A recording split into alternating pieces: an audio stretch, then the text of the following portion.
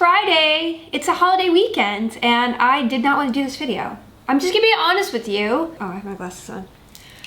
Hey. I finished Transistor, which if you love indie games, if you liked Bastion, if you like Child of Light, which I recommended earlier, definitely check out Transistor. It is cool. It is like cyberpunk Art Nouveau kind of mixed together, and it's about a redhead who carries an amazing sword around with her. So what is there not to love about that? And my friend made it.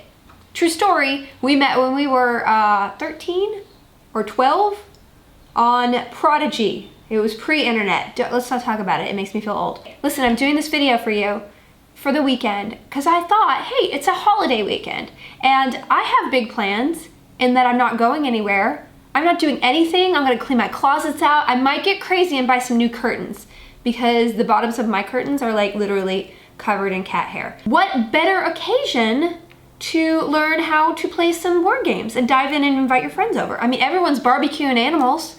Might as well throw in some board games too. I'm recommending 3 games to play over the weekend. Okay, number 1, which I wanted to say for last, but it's already set up here, so I'm gonna do it anyway. It's called Rampage. Now, I'm sure you've seen Mr. Wheaton rave about this game. In fact, I think we have a live stream that we uploaded on Geek and Sundry where they're playing it, okay? So I did not watch that while it was filming. I was probably drinking, but water. I got a copy, and I have to say, there are a lot of really awesome things in this game. First of all, you play monsters, and you're destroying a city, okay? I partially set this up because I was lazy. You play a dragon, which is super cute, because, you know, this one's derpy, and this one's angry, and there are 4 other colors. One of them's a girl, Star Dancer, and then one of them is just kind of like default dragon, which is odd. The goal of the game is to eat as many people as possible, and be destructive as possible. Let me just tell you, for an OCD person, a person who has a little bit of obsessive clean tendencies, this game is a nightmare. One of the mechanics is, well, basically you have all these abilities, and some of them are secret and some of them aren't, and you collect all the people you eat, and you have these teeth, and when you fight other dragons, you lose teeth, and that reduces the number of people you can eat, and thus reflecting your score. It's just a really messy game, okay? So one of the mechanics is, hey, you're supposed to hold your hand out and, no, just the act of that, it's messy. That's a nightmare for me. Then you have another mechanic where you take a car or whatever and you put it on your monster's head and yes, that. You could put an eye out with this or a person. Worst mechanic for my problems. You're supposed to put your chin on the dragon. Can you see this? And I'm not gonna do this because basically then this is just gonna be contaminated, this board, but you're supposed to blow. Can you imagine people, even your friends, they have things in their mouths that you don't want on your board, and the shelf life of some germs and bacteria are very long. So you are risking possible death, discomfort by playing this game and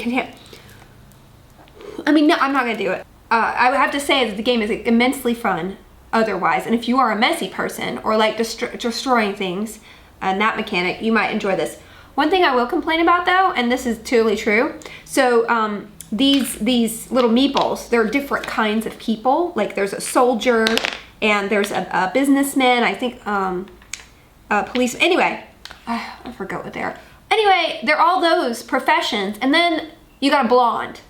And clearly this blonde, she's got her legs, you know, she has no legs. So that's a girl, right? Kind of like a restroom sign. So then you're kind of implying by default that the blonde character is a girl, and then all the other professions like businessmen and policemen and all these other professions are men. And I know that, you know, people will be like, hey, you're so stupid and this is based on the tropes of 80s monster movies, but honestly, I don't know. That's my point. Next on my list that is Lords of Waterdeep. I actually played this on tabletop, and I want to recommend it again because I'm addicted to the iPhone app. all these little things. These represent warriors, and basically it's a resource game. And you have quests that you have to collect. See, I have to collect all these different squares representing adventurers. And once I have all the adventurers, I can turn this in for points. And basically it's a race to points. The thing that you get that is unique to yourself is the Lords of Waterdeep. And I guess the negative on this one is that some of them you just don't want to be. I mean, look, that guy has a Gorder. Danilo Thane. He's just as dandy with a charming smile, but behind the demeanor is a clever and capable bard. Well, he needs to get neck surgery. The worst one that I really hate being is Caladorn Casalanter. Caladorn, he is seen by many as the layabout son of a noble family. Caladorn has quietly taken control of the ships that protect Waterdeep's coast. Okay, cool for you, but you look like Glenn Close. Okay, the last thing that I recommend picking up just randomly over Memorial Day, because for reasons, tabletop gaming wise, is Magic the Gathering. Yeah, I have more. This is just a small sample of the Magic cards that I own because we do a show with them on Geek and Scenery called Spell Slingers. And no, they didn't tell me to do this video, okay? Shove it. Basically, Magic the Gathering is a super fun game. It's 2 players, and the thing about Magic is that it's very hard to, hey, I'm gonna jump in. It feels very, like everybody's so far ahead of you, it's not even worth getting on the train. I would beg to differ because playing just casually, just for fun with one friend, or like getting other people together and playing, you know, tournament style or whatever, is super, super fun. I love having the cards, the art is beautiful, and every kind of color is a different mechanic, so that's what's fun for me. If you are new to Magic, what I would recommend is picking up some intro packs. The thing you can also do is draft, which is like you get 3 packs of these cards and everybody gets them around the table, and then you just basically round robin and pick one and then hand them over and until you're done. The thing about that is it's a different skill set to be able to assemble a deck like that, and I don't have any of those skills at all. I always am like, oh, I'm dead again. Clearly I didn't build that thing. I tend to pick on art, and then I end up with a little bit of every color, which is like the worst. I'm the worst. You probably don't want to play Magic with me.